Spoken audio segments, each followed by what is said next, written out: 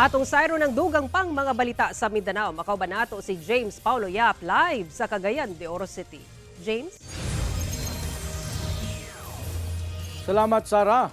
Suod nga higala sa Dabawenyo artist nga si Tanya Lee gikumpirma nga obra sa iyang higala ang painting nga gipakita sa impeachment proceeding niadtong adlong Martes. Imposible usab nga mahimo kining scholar ni Ramil Madriaga tungod ilado kining negosyante nga nanag-iya og malls ug hardware chain sa nasod. Ani ang dugang detalye. Sa Committee on Justice hearing sa impeachment complaint bato kang Vice President Sara Duterte niadtong Martes, Abril 14. Usa sa kontrobersyal ang gipakita nga pictures nga naka-attach sa supplemental affidavit ni Ramil Madriaga aron pamatud-an nga suod silang higala sa bise. Nagregalo po ako sa kanya ng isang painting niya na ginawa po ng isang scholar ko sa Laguna. May mga scholars po ako sa Laguna. May isa po talagang talented fine arts. Pinagawa ko po ng painting na yan.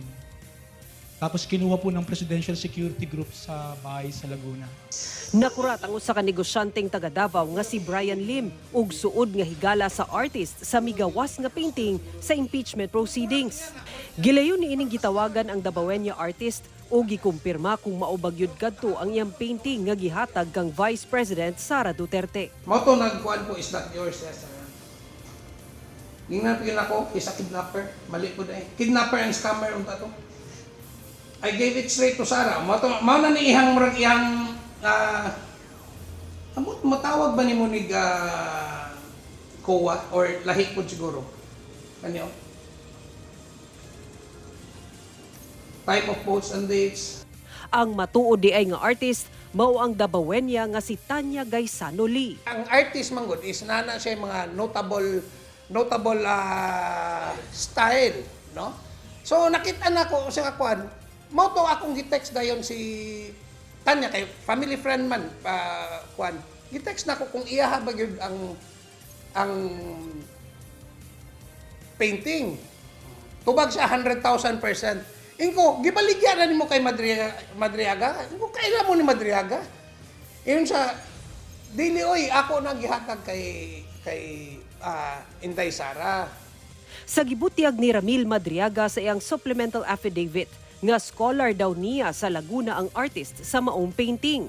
Matod ni Brian Lim, iladong negosyante si Tanya Gaisano Lee. Asa nga scholar no? Asa nga kuan? Scholar lang yun. Scholar lang. Di, taga Laguna. Taga Laguna. Sus. Maski pag tibuok Laguna palito ni Ma'am Tanya. Dili na siya, kuan na si Tanya hobby na nagsugod na sa hobby na niya until nahon na siguro niya nga kuan. May napoy talent yun. Pagkahapon usab sa maong impeachment hearing sa House Committee on Justice, nagpagawas og statement ang Dabawenya artist sa iyang official social media account nga iya ang maong obra. Karon nigawas nga si Tanya ang naghatag, di man niya ma-refute yun na. Unsaon niya pagkuan nga muates mo si Tanya iyahan, na siya resibo, na siya kuan. Karon unsa na po diyang gipangingon nga daily abot unsang lahay na po ilang version karon. Sa art gallery dinhi sa Davao sa maong Dabawenya artist, makita sab ang daghang painting nga susama ang style sa migawas sa impeachment proceedings. Siyempre nituog ko kay Tanya kay ngano mamakak man siya. No?